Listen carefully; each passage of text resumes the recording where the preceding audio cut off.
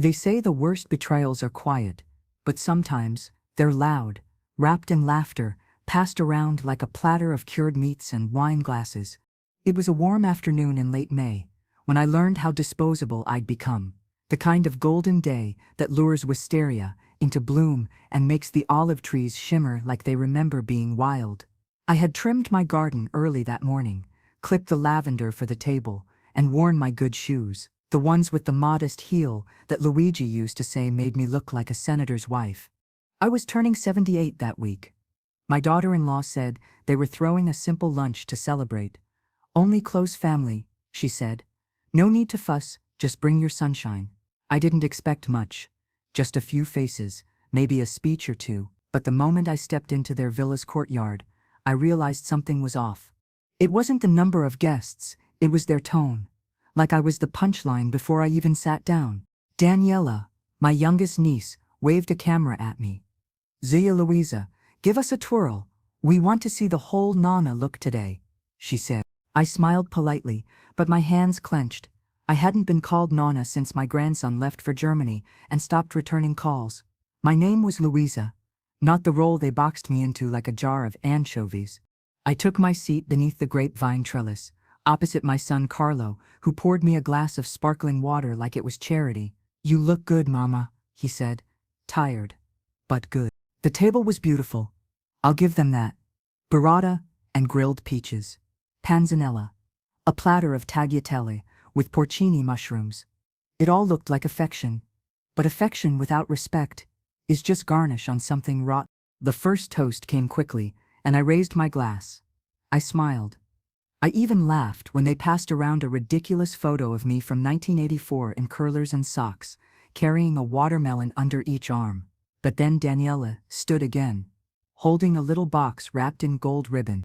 "We all chipped in for this, Zia," she said, placing it in my hands. Something light-hearted. I opened it carefully. Inside was a jar of anti-aging renewal cream, a brand I'd seen on those late-night infomercials where women are photoshopped until they look like porcelain dolls. Daniela giggled. "I mean, you've always been natural, but we figured you might want to treat yourself a little." The table burst into chuckles. Someone clapped. Someone else murmured. Finally, even Carlo laughed, though he tried to cover it with a cough. I didn't say anything. I nodded. I put the cream back in the box. I thanked them softly and looked down at my hands.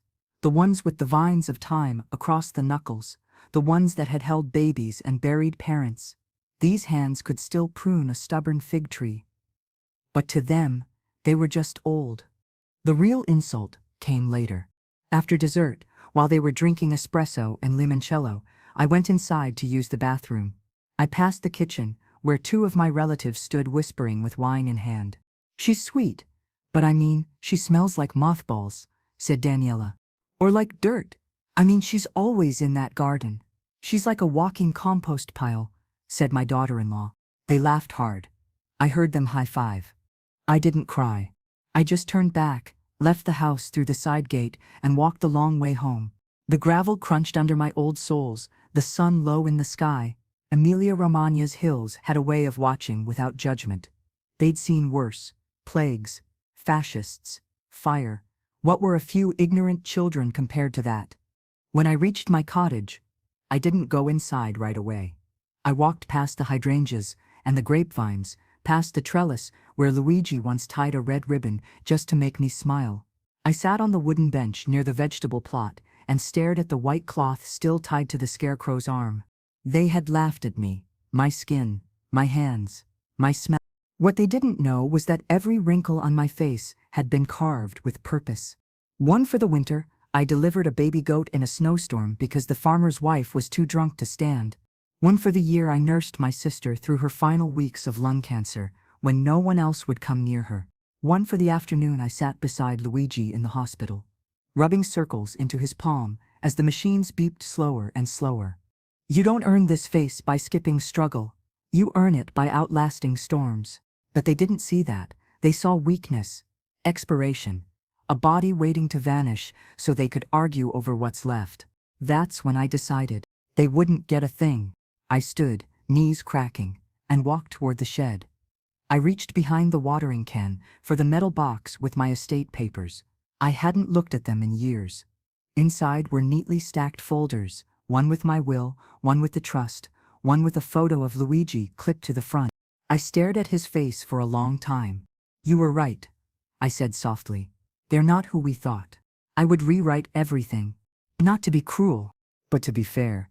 Because if they only valued what I could leave behind, then I would make sure the only thing they inherited was the silence they gave me. I didn't sleep that night.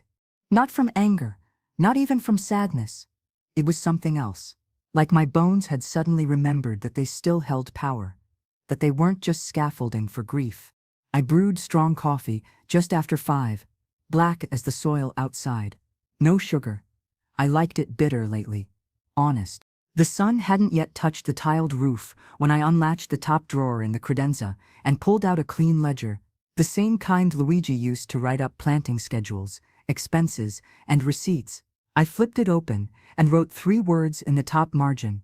Inheritance of memory. Below that, I began to make a list, not of assets, but of truths. The deed to the cottage, fully paid. The vineyard parcel, still producing low yield but loyal grapes. The jewelry from my grandmother, hidden beneath the floorboard under my old bed. The pension payments, still untouched since Luigi passed. The trust fund we created after selling his antique tractor collection, every cent still in my name.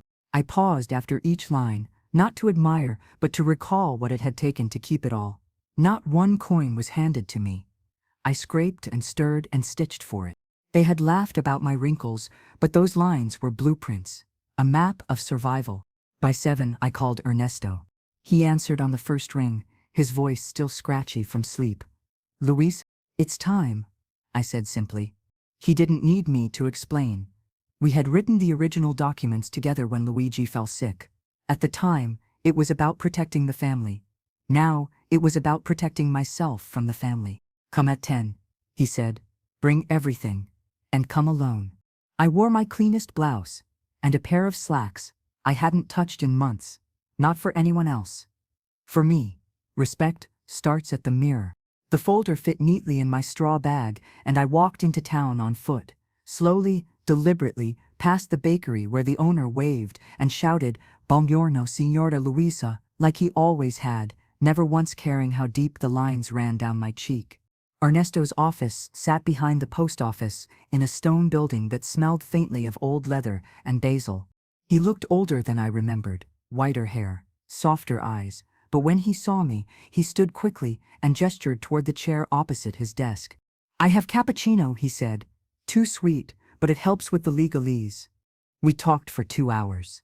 I laid out everything, the accounts, the property, the investments, the power of attorney forms, the will. He read with the patience of a priest and the precision of a tailor. When he finished, he closed the folder, folded his hands, and said, "You're absolutely within your rights." I exhaled, long, slow, the kind that deflates years of held breath. "I want it all revoked," I said. "Every provision that names them, every clause, every expectation." "And instead?" he asked gently. "I want it left to a foundation," I replied. "We'll call it Le Mani Saggi, the wise hands. A fund for women over 70 who've been discarded by their families or forgotten by the state." Ernesto's eyebrows lifted slightly, but he didn't argue. "I can have everything drafted in 48 hours, he said. "Do you want them notified?" I shook my head. "Not yet. I want them to feel safe while they mock me. I want the shock to belong to them." He nodded once. "It will be clean, legal, irrefutable." I signed the initial revocation documents that afternoon. My fingers didn't tremble, not once. The pen moved across the paper like it was sewing a final seam, neat and tight. On my way home, I stopped by the butcher's to buy a small cut of veal. Something Luigi used to cook on Sundays. I didn't want to celebrate, but I wanted to mark the moment. Back in the cottage, I changed back into my gardening clothes, cloud-colored linen blouse, brown slacks, apron tied tightly at the waist. I went to the shed and retrieved the pruning shears. The lemon tree needed trimming, and I needed something to hold that wasn't a grudge. I worked in silence, snipping carefully, letting the sap bleed where it needed. It reminded me of a phrase my mother used to say when she plucked the heads off old basil, Growth begins with letting go. Around 4, I made tea and sat by the window. I opened my old shoebox of letters, the ones from Carlo when he was still a boy, misspelled notes from camp, drawings of our dog, folded messages about nightmares and lost teeth. He used to call me his queen. Now he barely called me a person. I stared out the window, watching the sky dim into that soft blue you only see in northern Italy, where day ends like a lullaby, not a slap. I had no regrets, only precision. My family thought my silence was weakness, but silence is just a tool. It becomes power when wielded with intention. Tomorrow, Ernesto would begin processing the new legal documents. By week's end, the new beneficiaries would be notified, and my son, my daughter-in-law, my nieces, they would remain blissfully unaware. For now. And that was exactly how I wanted it. I spent the next 2 days pruning my garden with the precision of a woman who had nothing left to waste. The rosemary had overgrown, the hydrangeas had turned wild.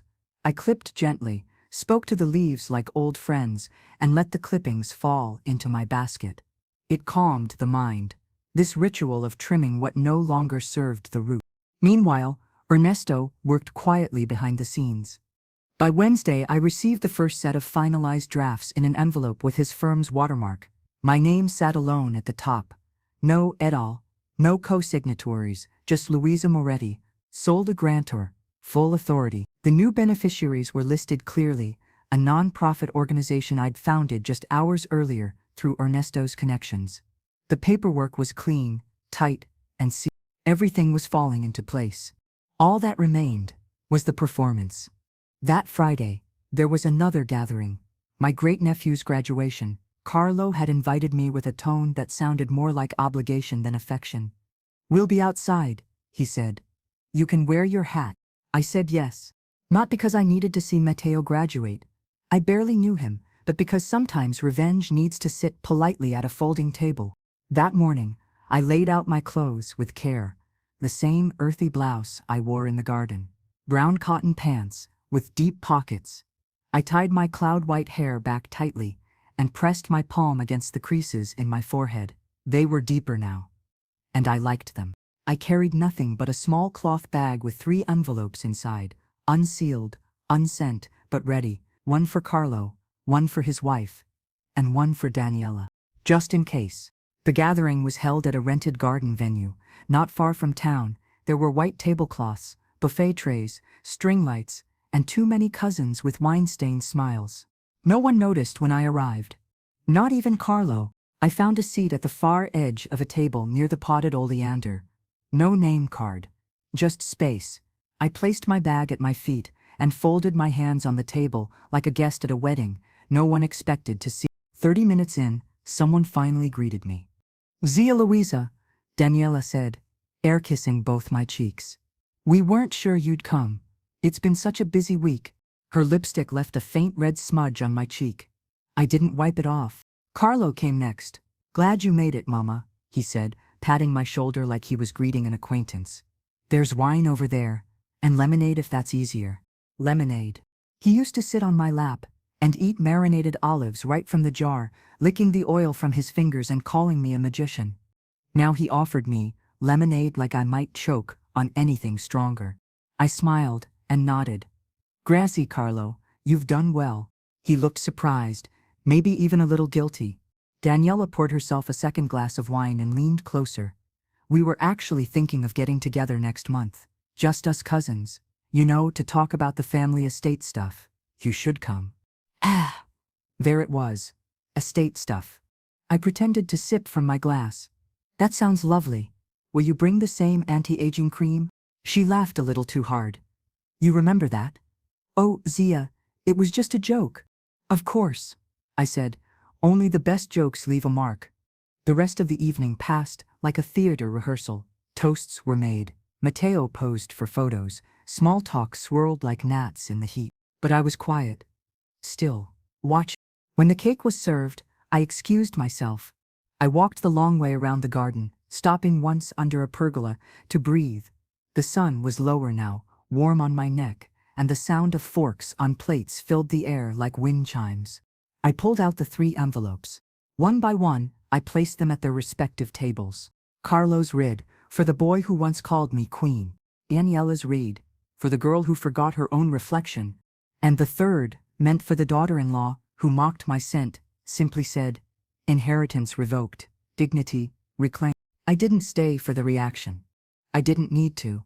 By the time I returned to the cottage, the shadows were long and the air smelled of lavender and old stone. I set my bag on the counter and untied my apron slowly. My body ached, but not from age, from restraint, from years of folding myself small to keep the peace. I poured myself a small glass of red wine, sat by the window, and opened the final version of the trust again. The words were official, cold, exact, but I knew their warmth. I read the line I'd written myself, the one Ernesto had approved with a nod. In memory of all the women who were laughed at, boxed up, or shamed into silence, this estate stands as proof that age is not the end of worth, but the proof of it. I closed the file. Outside, the wind shook the grapevines. Inside, I smiled. Not why, just real.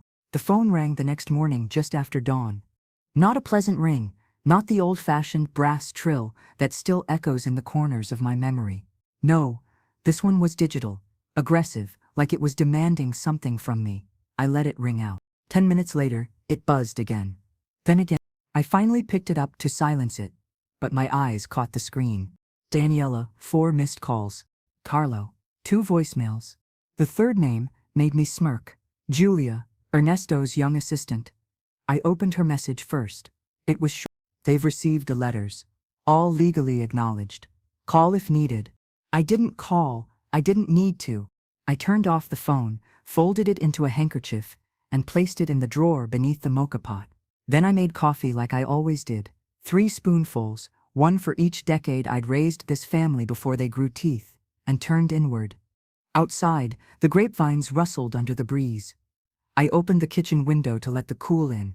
It carried the scent of lemon blossoms, and something new, something I couldn't yet name. By mid-morning, I was in the garden, pruning the dead stems from the geraniums when a shadow crossed the gate. I didn't need to look to know it was Carlo. He cleared his throat like a stranger. Mama, I kept clipping. He stepped inside without asking. Can we talk? I turned, finally. Of course, you're standing in my basil. He looked down, startled, then stepped aside. I motioned to the bench near the olive barrel. He sat stiffly, suit jacket, wrinkled shirt. The kind of clothing you wear when you're trying to look composed, even as your hands tremble. I stood a few feet away, still holding the shears. He spoke first. We got your letter. I said nothing. He tried again. It was confusing. I mean, a joke, right?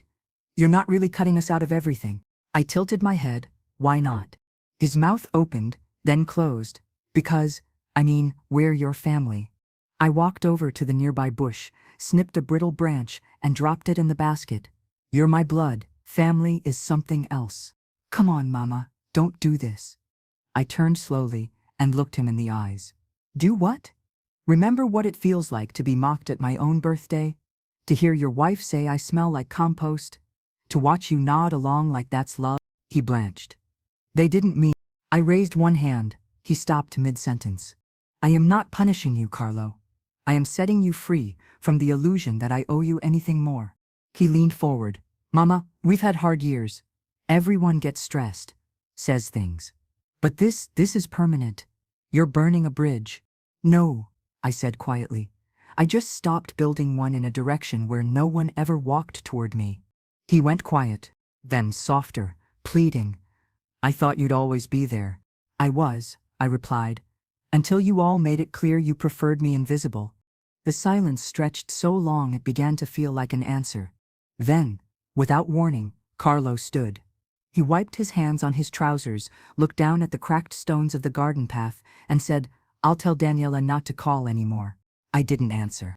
He walked to the gate, hesitated, and added, just don't expect us to come running when you're gone. I looked at him then. Truly looked. I've never needed anyone to run. I just needed someone to stay. He walked out, and I turned back to my pruning. Later that evening, I received a call from Julia. She asked if I wanted to file a final notification with the municipal office, a formal clause confirming the estate restructure. Once filed, it would close any future legal contest. I said yes. Consider it done, she said. They won't be able to touch a single leaf. That night, I lit a single candle and placed it in the kitchen window. It was something my grandmother used to do when she made hard decisions, a light to tell the truth to stay. I watched it flicker, then fade, and for the first time in weeks, I slept soundly. The next morning, it began. A flurry of messages from second cousins, great nieces, a man named Franco who hadn't spoken to me in 15 years. Carlo said, "You're leaving the house to strangers. That can't be true. We were going to visit this summer. I've always admired how wise you are, Zia. Let's reconnect soon." Each message was more desperate than the last. I didn't respond. I spent the afternoon writing my real will, the one that mattered. Not on legal paper, but in my own ledger. I called it What They Forgot. It listed memories, not moments of joy, but moments of silence. When I sat alone at Christmas, when no one came to the hospital after my fall, when Daniela posted a photo of the whole family at a ski resort and said 4 generations strong without me in the frame, that was who they were. And now they were welcome to be it, without my name anchoring their greed. By nightfall, the wind had shifted, colder now, like change had settled into the bones of this house. I made soup, tomato and garlic, simple, nourishing. I ate it alone at the table where Luigi once told me, "Never wait for gratitude. Plant your peace like thyme. It grows best in hard soil." I laughed to myself, then set the bowl in the sink, and opened the window. The day after Carlo left my garden, the silence in the cottage felt different. Not hollow, not sad, just clean, like when you finally sweep out the cobwebs no one else noticed. I opened the windows early. Let the morning come in fully. No curtains drawn, no shielding myself from the world. The sun touched the kitchen tiles, and for once I didn't step aside to give it room. I stood right in the center of the warmth and let it find me. That morning, I made biscotti. The old-fashioned kind, lemon zest, almonds, olive oil, instead of butter. Luigi used to call them breakfast armor. I made them by memory, not measurement. I didn't need a recipe. The scent told me when it was time to take them out of the oven. As they cooled, I pulled out a blank card from the drawer near the fridge and wrote, "To whoever lives here next." This house has stood for 78 years, not just because of stone, but because of women who folded linens, buried their tears in dough, and kept the fire lit when the world went cold. May it stay warm for you too. Louisa. I didn't seal the letter. I slid it into the drawer where I used to keep the cinnamon, just in case someone with kind eyes opened it someday. By noon, I received an email from Ernesto. He had filed the trust documentation with the National Register. My estate was now fully assigned, fully protected. Not even a lawyered-up cousin with a vendetta could poke a hole in it. He ended the note with, "You've planted something that will last." I didn't reply. Instead, I went into the bedroom and took down the framed wedding photo from the wall, the one where Luigi wore a crooked tie and I had daisies pinned into my hair. I opened the back and slid in a copy of the final trust beneath the photo, just a sliver of paper, thin and precise, tucked behind our smiling faces. Then I hung it back up. The next day, Daniela came. She didn't call. She just appeared at the gate, arms folded, sunglasses perched too high on her head like a helmet. I saw her before she saw me. I was harvesting rosemary near the side fence. I could have stayed hidden, but I didn't. "Zia," she said, forcing a smile as if it hadn't all unraveled. I wiped my hands on my apron and walked to the gate slowly, calm eyes, deep hands, my arm. "I hope you have time to talk," she said. I think there's been a misunderstanding." I opened the gate halfway and leaned against it. "If you're here for biscotti, I've got a fresh tin." She hesitated. "I'm here because, well, Carlo said you've made changes. Legal changes." "I have." Her smile froze. "But why? I mean, we've all had our moments, but we're family." I looked at her for a long time, not unkindly, just clearly. "I've come to learn that the word family means very little if the actions don't match." She bristled. "So because of one stupid joke?" I raised my hand. "It was never about the cream, Daniela. It was about what you believe I am." She blinked. "You think I'm a placeholder," I continued, a warming seat, until someone better comes along. But I've been the foundation of this family since before you knew how to boil water, and still, none of you thought I'd notice when you started drawing blueprints for a life I was never invited into. Siu, her face flushed. We never meant. You meant enough to mock me when you thought I couldn't hear. That's all the meaning I needed. She went quiet. The silence pressed harder than any insult. You still have time, she finally said. You could change it back. We could sit down and make a new plan. One that includes everyone. I tilted my head. Daniela, I baked every birthday cake for your children. I stitched your daughter's dress when you couldn't afford one. I sold my earrings to pay for Carlo's first tuition. If that didn't earn me a permanent seat at your table, no document will. Her jaw tightened. I don't hate you, I added softly. I'm just no longer willing to let you define me. She stepped back, suddenly very small in her expensive shoes. Then I guess this is goodbye. No, I said. This is the first time we've really met. She left without another word. The wind picked up behind her. The rosemary swayed like it was nodding. I spent the rest of the afternoon gathering the things I would give away: Luigi's old jackets, the backup dish set, a dozen blankets I no longer needed. I boxed them up carefully and placed a note on each one.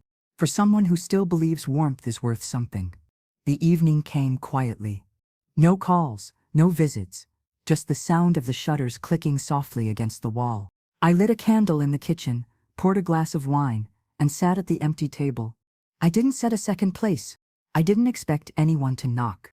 And still, I whispered, thank you. Not to Carlo. Not to Daniela. But to the silence that had finally made space for me. 2 mornings later, I planted an olive tree. Not because I needed more shade. The grapevine had long since grown thick enough to curtain the entire back terrace, and not because I thought I'd be around long enough to see it bear fruit. I planted it for the same reason I once stitched my name into Carlo's school backpack after his father forgot to pack one, so it wouldn't be lost. Luigi had always said olive trees were the most honest thing in the garden. They grow where others die. They take pain and make oil. I dug the hole with my bare hands, not to prove anything, just because gloves felt like lying. The earth was dry at first, resistant, but after a few turns, it gave way, crumbly, rich, familiar. I lowered the young tree gently, pressing soil around its slender trunk, then tied a single red ribbon to the top branch. No one would understand that part, but I didn't do it for them. Luigi used to tie red ribbons around the apricot trees the year I miscarried. Every loss, he marked. Every grief, he made visible. When I stood up, my knees ached like old bells, but my heart rang clear. That was the morning I felt free. Not in a grand, triumphant way. In a quiet one, like a rope being untied, one knot at a time. Later, as I was trimming lavender for drying, I heard the knock. It wasn't timid. It was rhythmic, sharp. The kind of knock meant to remind you someone has rights to your time. I set the shears down, brushed my hands on my apron, and walked to the front door. It was Simone, Daniela's younger sister, the last person I expected. She wore mirrored sunglasses and a tight black blouse that didn't suit the season. A purse too large for someone with nowhere to go.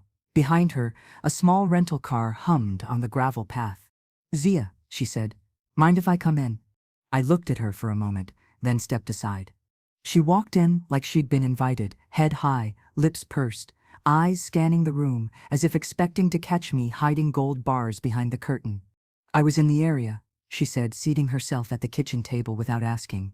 Thought I'd stop by. Things have been tense. I didn't sit. I went to the stove, poured water into the kettle, and let the silence build.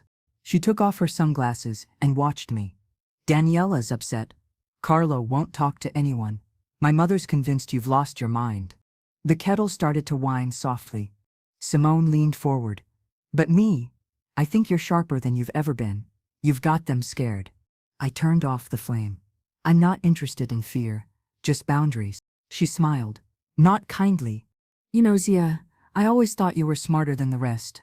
Always quiet, always watching, but I never guessed you'd actually pull the trigger. I placed 2 cups on the table, but poured tea into only one. Mine. She raised an eyebrow. So that's how it is? That's how it's always been, I replied. Simone leaned back in her chair, crossing her arms. You do realize what you've done? You've shut the door on your family. No, I said. I shut the door on the parts of them that didn't love me. And you think this new charity is going to love you? She asked. You think those women you've never met will care about your old casseroles and photo albums? I sipped my tea, savoring the warmth. I think they'll see me, I said, and I'll see them. She scoffed. This is about pride. No, I replied calmly. It's about clarity. Simone stood abruptly. Her chair scraped across the tile like a blade. Well, she said, lifting her purse. Don't expect anyone to call on your next birthday. I don't, I said. That's why I've already baked my own cake. She stopped at the door, staring at me. You'll die alone, in this house. I smiled gently. Maybe, but not unloved. She didn't slam the door when she left. That would have given me too much. The wind returned once she was gone, curling through the rosemary by the window like an old friend. I sat in silence for a long time. Then, I opened the kitchen drawer and pulled out the last envelope. It wasn't addressed to Carlo, or Daniela, or Simone. It was addressed to myself. I had written it a week before, late at night, after reading the final version of the trust. Louisa, you gave everything they asked for. Time, food, shelter, the best pieces of yourself. And they returned, a shell of respect. You are not bitter. You are finally full.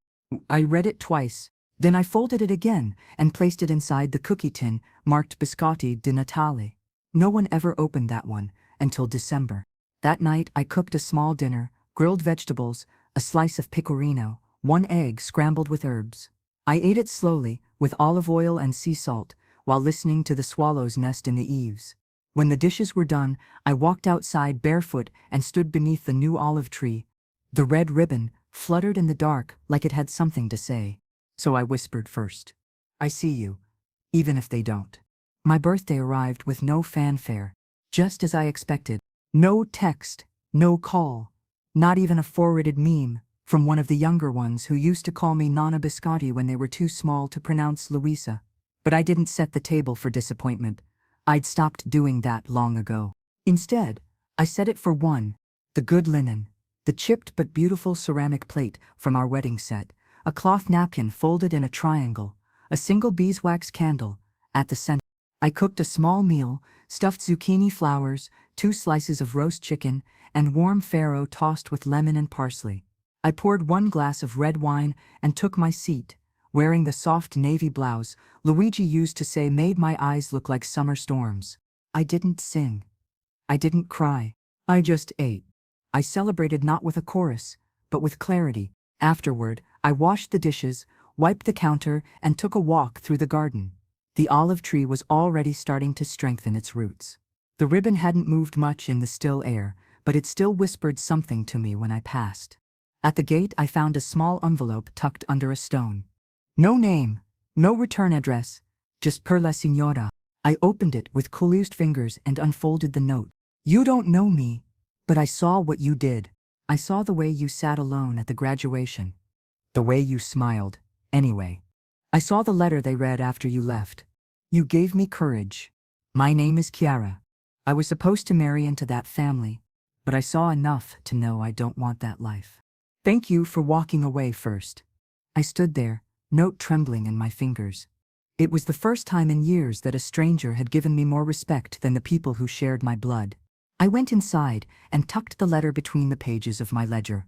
Not under what they forgot. No, this one went under a new heading. What I remember. That night, I lit 3 candles on the table, not for celebration, for marking. One for the woman I was, one for the woman I became, and one for the woman I no longer needed to pretend to be. I went to bed, with the window open. The stars above Emilia-Romagna shimmered like old coins, scattered across black velvet. The silence no longer felt like a punishment. It felt like but the quiet wouldn't last. Because the next morning, the storm finally arrived. It started with a phone call I didn't answer, then a knock, then another, and eventually, the knocking turned into a shout. Louisa, open the door. Carlo's voice, strained, half rage, half desperation. I stepped out onto the small balcony above the kitchen. I didn't speak, just looked down. Carlo stood there in yesterday's shirt, a folder in his hands. What is this? he shouted, waving papers like a drowning man clings to driftwood. What did you do? I said nothing. I went to the bank, he said, voice cracking. Everything's gone. The accounts. The backup trust. I called Ernesto, and he won't take my calls. He says everything is sealed. Still, I said nothing. You gave it away? To a bunch of strangers? I tilted my head. To women like me. He flushed. This isn't you. You're not like this. No, I said quietly. This is exactly who I've always been. You just stopped looking. He took a step back, like I'd slapped him.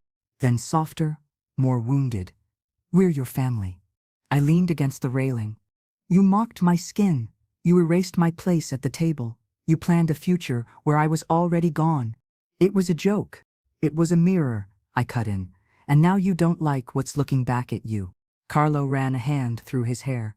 The folder slipped from his grasp, papers scattering on the stone. Mama, he said, and for the first time in years, he used that word like he meant it. I watched him gather the papers, slowly, shoulders slumped. He looked up once more. What am I supposed to tell Daniela? I paused, then answered truthfully. Tell her the inheritance was always mine to give, and I chose peace. He left without another word. As I watched his car disappear down the road, I didn't feel triumph, only stillness, only a gentle unfolding, where bitterness used to grow. Later that afternoon, I opened the box labeled estate copies and added Chiara's note. On the back, I wrote, "Courage is contagious." Then I sat beneath the olive tree, with my pruning shears, not to work, just to hold them. They had always felt like extensions of me, tools of care, of cutting back what no longer served. Now they were symbols. Proof that growth, real growth, comes only after the cutting. The mayor came 2 days after Carlo's visit. Not because I'd asked for him, not because I'd filed a complaint or written to the paper, but because in a small town like ours, word spreads faster than olive oil on parchment. He arrived just before noon. I was outside gathering mint and lemon balm for the week's tea bundles when I heard the distinct clack of polished shoes on my stone path. Too crisp for a neighbor, too deliberate for a delivery man. I turned, still holding the bundle of herbs. There he stood, Mayor Paolo Ferretti, in his usual blue-gray suit and a tie that looked too tight for the heat. He smiled, like a man about to ask for something, but wanted to make you believe it was your idea. "Signora Moretti," he said warmly. "You look radiant." "I look sunburned," I replied. He laughed politely, then adjusted his cuffs. "Might I trouble you for a few minutes? I won't take long." I nodded toward the terrace. "The table is in the shade, but I only have 1 cup clean." He followed me like a boy late for class. I poured 2 glasses of water, one for me, one for politeness, and sat. He didn't drink his. "I'll be direct," he began. "Your recent actions, they've caused quite the stir." "So I've heard," I said. "There's concern," he continued, choosing each word as if it might bruise, "that the foundation you've created may draw attention beyond what our town is accustomed to. You're worried about women." He blinked. "I'm worried about instability. Change invites outsiders, journalists, legal eyes. Not everyone welcomes that." I placed the herbs in a ceramic bowl. "What about dignity? Is there room for that in our quiet little town?" "Of course," he said quickly. "No one questions your generosity, only the implications." "Implications," I repeated. "You mean accountability?" He shifted. "You've named beneficiaries that have names no one bothered to ask before," I said.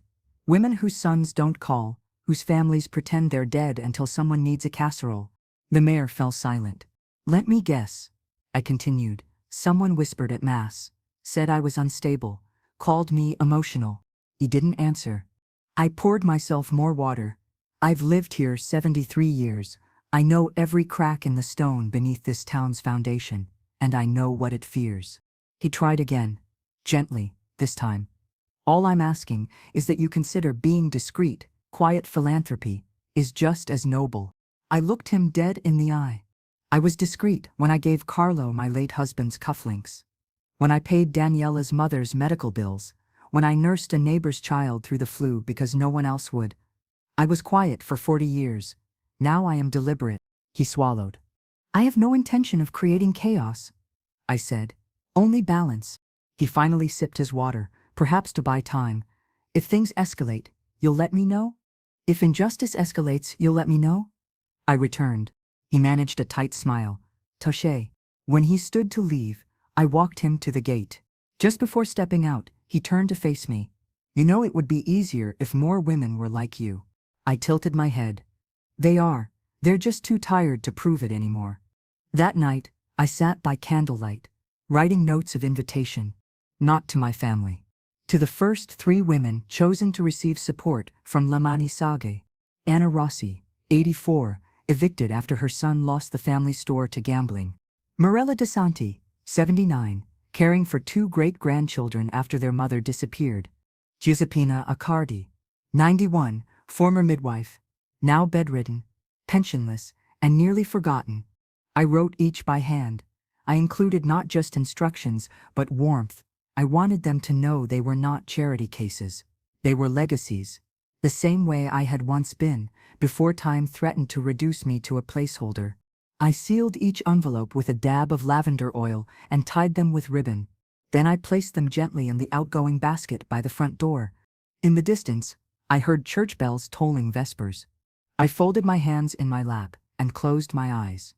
I didn't pray for approval. I prayed for endurance.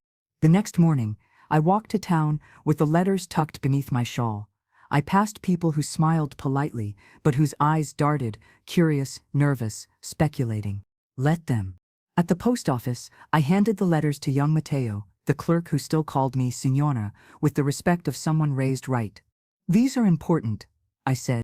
He nodded solemnly. They'll go today. As I stepped back into the sun, the wind picked up slightly. Not strong enough to carry anything away. Just strong enough to remind me I was still here. The letters were received before the week was out. By Thursday, all 3 women had called. Anna first, her voice cracked like dry wood. She'd been sleeping in a neighbor's cellar for 3 weeks. She didn't ask for money. She asked if I could send a copy of the letter to her grandson, proof that someone still saw her. Then Mirella. Her voice was firm, tired, but alive. I don't know what I did to deserve this, she said. I told her, you lived, and they made you carry more than your share. The last was Giuseppina. Her caregiver held the phone to her ear. She didn't speak, just breathed a rasp that reminded me of wind moving through old vines. But when I said her name, she tapped the receiver once. That was all I needed. That Saturday, I prepared the courtyard. I brought out 3 chairs, not new ones, the old wooden ones from the summer kitchen. They still smelled of thyme and wine from decades ago. I dusted them carefully and placed them under the pergola, facing east. I laid out a small table with a fresh tablecloth, a pitcher of lemon water, and a tin of almond cookies. I wanted them to sit where they could see the olive tree, to know something had been planted with them in mind. When Anna arrived, she looked small, like the air had been pressing on her for years. She carried a shopping bag with her belongings and wore socks that didn't match. But her eyes were alert, sharp, the kind of eyes you get after years of being ignored. Mirella came next. She wore lipstick. Just a little. Her hands shook as she stepped out of the taxi, but her spine was straighter than mine. She said, I didn't know what to bring, and I said, nothing. You brought yourself. Giuseppina didn't come in person, but her nurse arrived with a letter and a gift, a pair of knitted gloves wrapped in paper with roses on it. Her message was short. I can't come to your table, but I know what it means to set one. We sat together for hours, Anna and Mirella, and I. No family interruptions. No forced cheer. We spoke of things no one ever asked us. How Anna once fell in love with a man who went to war and never came back, but whose name she still whispered on Christmas Eve. How Mirella used to teach piano, but stopped playing when her daughter called the music too heavy. How I once nearly left. Just once. Packed a suitcase, walked to the station, and stood there until the sun set, but turned back because I remembered the fig jam on the stove. I stayed for the jam, I said.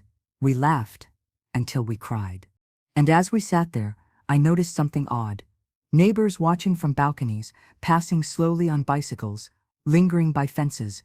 They weren't used to seeing old women take up space. Not like this. We weren't talking about aches or grandchildren. We were speaking in full color, anger, memory, joy, defiance. Eventually, Mirella looked at me and said, This is what an inheritance should feel like. And that's when I knew the will had already done its work. Not the legal one, the human one. I handed each woman a small envelope. Inside, a stipend for 6 months. No questions, no conditions, along with a handwritten note. You are not forgotten. You are not decorative. You are the roots they all grew from. So now, take the light. Morella wept. Anna clutched the envelope like it was sacred. I didn't cry. I just breathed, fully. We didn't talk about Carlo, or Daniela, or what they'd lost. We talked about what we'd reclaimed. That night, when the women were gone and the chairs were empty again, I left them out. I didn't stack them or bring them in. I wanted the town to see them in the morning. 3 empty chairs. 3 declarations. Proof that presence can echo longer than absence ever could. I went to bed that night with lavender on my wrists and a clean kitchen. No unanswered calls. No unspoken debts. Only the sound of rain beginning to fall. Soft, forgiving, and steady. It was mid-afternoon when they returned. No calls, no warning, just tires crunching gravel and voices outside the gate like they owned the sky. Daniela came first, followed by her 2 children, Niccolo and Alessia, and behind them slowly, Carlo. They didn't come empty-handed. That would have required more honesty than they could summon. They came bearing cake. A store-bought lemon torte in a plastic container, its label still stuck to the bottom. They carried it like it was currency, like sugar could erase decades. I was on the terrace, peeling garlic for a stew, when I heard Alessia's voice. "Nonna," she called. Soft, almost unsure. It was the first time I'd heard her use that word in over a year. I stood and wiped my hands on my apron. I didn't move quickly. I didn't call back. I gave the moment space to breathe before I crossed the stone path and opened the gate. There they stood. Daniela's eyes scanned the courtyard like she was checking for damage. Alessia offered a nervous smile. Niccolo was already looking at his phone. Carlo met my gaze. "Hi, Mama," he said. I nodded. "You're early for Christmas." He tried to laugh. It caught in his throat. "We were in the area," Daniela said. "Thought we'd visit. Bring something sweet." I looked at the cake. Lemon. Fitting. She blinked. Fitting? I took the box, gently, and opened it. A slight dent in the frosting. Factory piped roses. No scent of zest or care. I turned and walked toward the kitchen. "Come then. I don't like food sitting in plastic." They followed hesitantly, like strangers unsure if they were welcome in a museum of memories. Inside, the kitchen was warm and simple, the same as always. I placed the cake on a ceramic plate and fetched 4 forks. No candles, no performance. When I turned around, I found them seated. Carlo on the chair Luigi used to claim. Daniela opposite him. The children beside each other, like they weren't sure which parent was safer to lean toward. I cut 4 slices and passed them out. No one reached for theirs. Finally, Carlo cleared his throat. "I saw the article," he said. I raised an eyebrow. "In the weekly. About the foundation. The chairs. The women. It went around." I nodded. "Yes, they came, and they left better than they arrived." He flinched slightly at that. Daniela interjected. "You didn't tell us." "There was nothing to tell," I replied. "It wasn't your story." Alessia spoke next. Voice small. "You were in the paper?" I smiled. "Once. For the Harvest Queen. This time, for remembering myself." Niccolo finally looked up from his screen. "They said you gave all the money away." I looked him in the eyes. Not gave, replanted. Silence followed. Then Carlo placed his fork down and leaned in, elbows on the table. "Mama, you made your point. We weren't kind. We took you for granted. We let Daniela's jokes go too far." Daniela stared at him. Her jaw tightened, but she didn't argue. It continued. "But this cutting us out, rewriting everything, it doesn't feel like justice, it feels like punishment." I took a breath. Not to calm myself, but to choose my words, like heirlooms. "You mocked my wrinkles," I said, slowly. "But I earned every line, with grief, with labor, with the kind of silence that only women of a certain age understand." No one spoke. "You didn't just forget my birthday," I went on. "You uninvited me from belonging. You let me become background noise in my own house." Alessia's eyes filled with tears. Daniela looked away. Carlo bowed his head. I softened. Just slightly. I'm not angry anymore, I said. That's the miracle. I'm not bitter. I'm awake, and I've chosen to give what's left of my harvest to women who are still overlooked, even by the people they bled for. Carlo whispered. Are we completely erased? I looked at him. At the boy I once cradled after his first night terror, at the man who'd grown into someone afraid of shame, but not of causing it. No, I said, but you are no longer entitled. Daniela stood abruptly. Then what was the point of this visit? I looked at her. To show you I can share cake without sharing everything else. Nicolo chuckled. Nonna, you're savage. Alessia swatted his arm.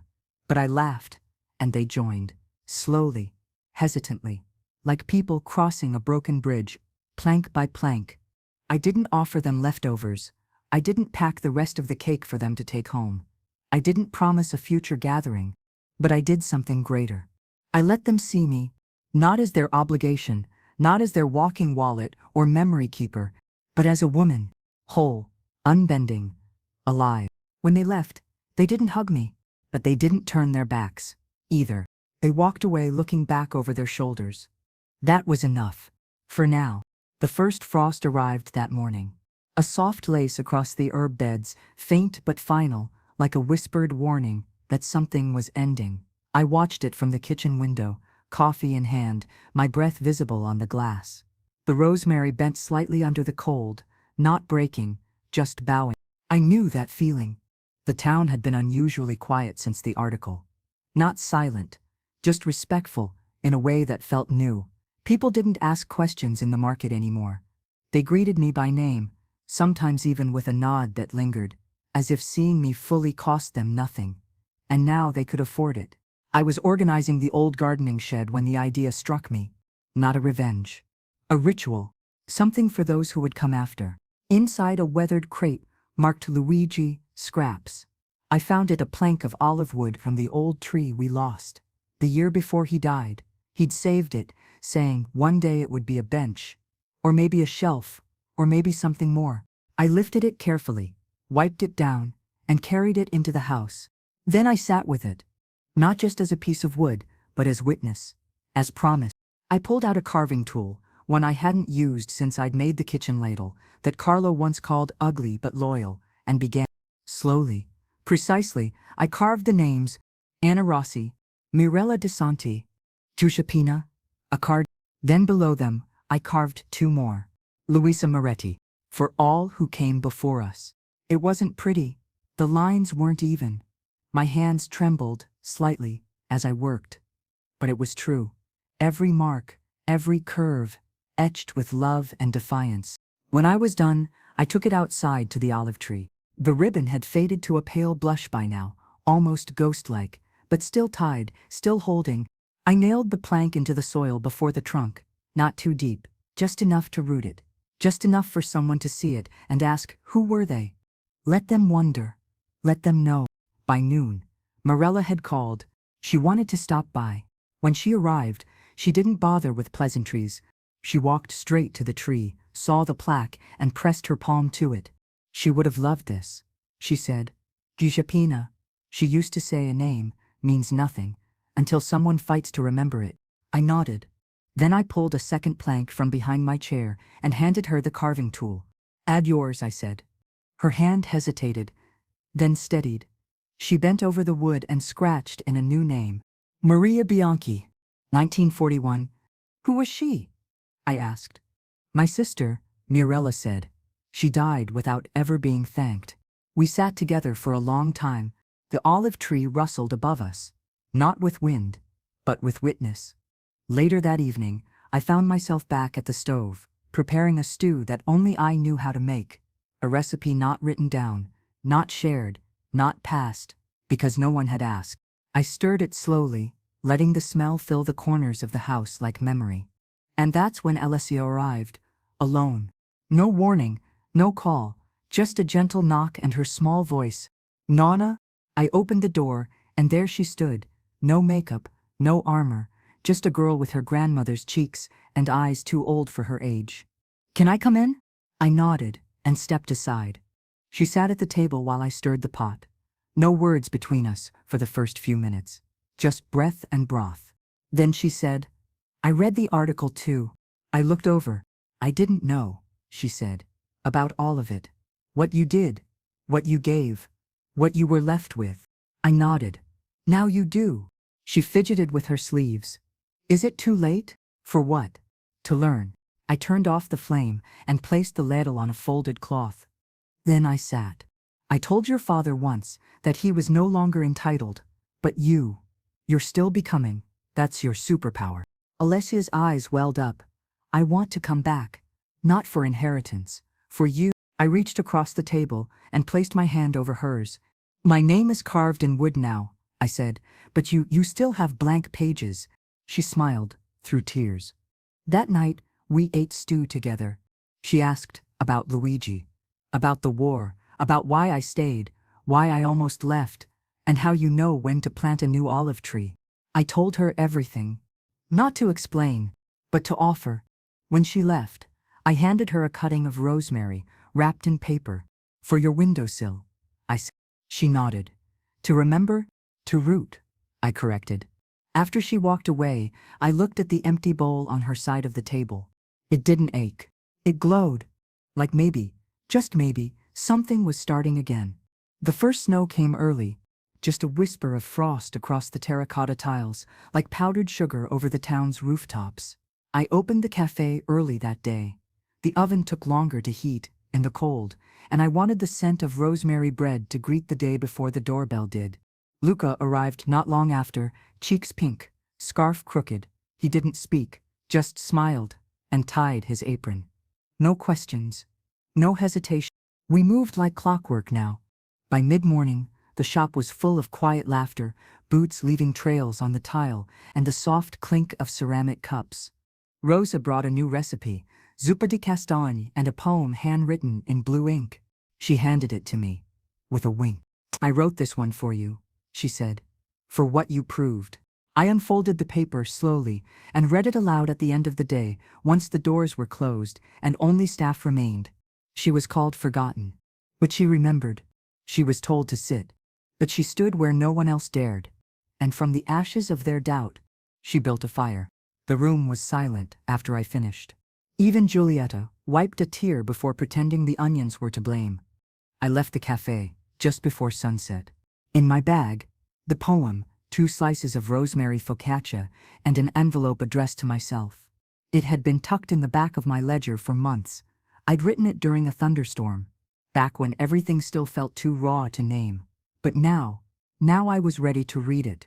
I sat at the kitchen table, lit the small candle beside the olive wood plaque, and unfolded the letter.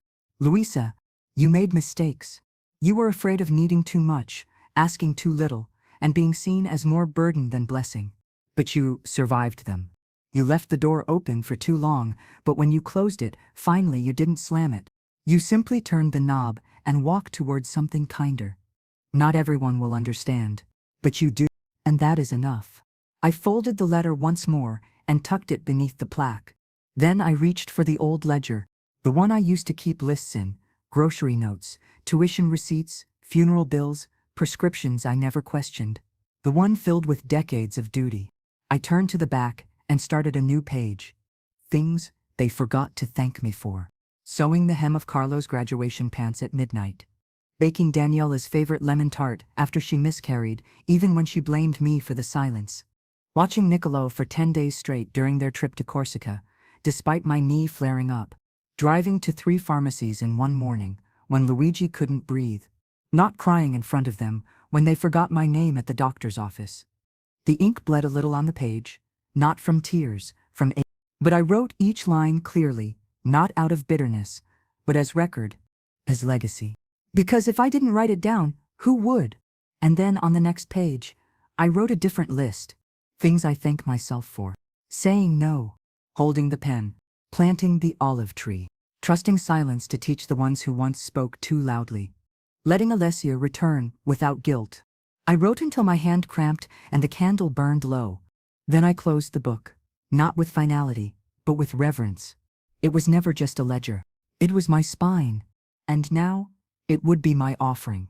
I went outside, wrapping myself in my old wool shawl, and walked to the edge of the garden. The olive tree stood taller now.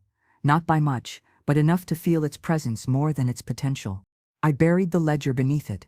Not as a grave, as a foundation. One day, someone would dig there and wonder what it meant. They'd find ink that had outlasted forgetfulness, pages that never needed applause to matter, and they'd know someone stood here once, firm, wrinkled, unshakable. The wind picked up. Not cruel, not cold, just present. Like everything else I'd finally allowed to be seen. There's a sound olive branches make in the morning breeze that no one talks about. It's not a rustle, it's not a creak, it's something in between, like the sigh of someone who no longer carries weight they never chose. I hear it now from my terrace. My chair rocks slowly under me, and in my lap, the wooden box rests closed, smooth, held like the memory it is. Inside, a card, a recipe, a note for Leo. Outside, the world that kept going. I no longer flinch at silence. I live inside it, shape it like dough, rest inside it like bread before rising. This morning, I lit 3 candles, one for Emilio, for what we built, for what time could not erase, one for the girl I used to be, silent in rooms where I should have spoken, and one for the woman I've become, for the attic I didn't let define me, for the inheritance I reclaimed, even when it came wrapped in absence. After lighting them, I didn't pray, I just breathed. Some things are answered before they're asked. At midday, Mateo came again. This time, with Leo only. No carrier, just a bicycle with a wicker basket and his long legs pedaling slow, as if the journey itself were sacred. Leo walked beside him, not speaking, holding a book under his arm. He was 13 now, taller, voice roughening like stone in a stream. But he still looked at me the same way he did when I gave him his first pruning shears. Like I was made of both soil and stars. "Nonna," he said, sitting beside me. I passed him a glass of cold tea with lemon and mint. He reached into his pocket and pulled out a folded napkin. Inside, a biscotto, slightly burnt. Edges, uneven, but real. "I tried your recipe," he said proudly. I broke it in half and took a bite. Too much almond, not enough flour. Perfect. He handed me the book. Inside were photos he'd printed and glued of the garden, of the cafe, of the olive plaque. At the end, he'd written, "This is our root book. For the people who thought being old meant being over. For the women who left maps without drawing them. For you." I held the book to my chest. My throat burned, but I didn't cry. Instead, I reached into the wooden box and pulled out the deed. Signed. Witnessed. Final. "I'm giving it to you," I said. "Not the house, not the land, the story." He blinked. "The story? You'll own the tree, the names, the bench, the garden, all of it. And when someone comes, because they always come, you'll decide who sits, who stays, Mateo stood silently by the gate, letting the wind do all the speaking. Leo opened the deed, eyes wide. "But I'm still a kid," he said. "That's when the best choices are made," I replied, "before cynicism has time to root." He hugged me then. Not hard, not long, just enough. Enough to let me know the ledger had bloomed. That night, I made soup with the last of the preserved tomatoes and fresh oregano from the windowsill. I didn't set 2 places, just one, but I did pour an extra ladle into a second bowl and left it on the windowsill for the cat who had started visiting at dusk. No collar, no claim, just presence. Just like me. As I ate, I thought of the inheritance people never notice. The way I set a table for even the cruelest guests. The way I forgave in actions, not words. The way I held silence, not as a punishment, but as power. They mocked my wrinkles. But now they search for them in the mirror, wondering when their time will come. Mine already did. And I shaped it with my hands, like bread, like earth, like tree. When I finished the soup, I walked out to the olive tree, one last time that season. In my hand, a small sign, etched in Luca's careful handwriting. "This tree belongs to all who remember." I placed it beside the old plaque. Then I sat on the bench and listened. The wind told me nothing new, but it reminded me I wasn't done yet. Not as long as stories like mine still needed telling.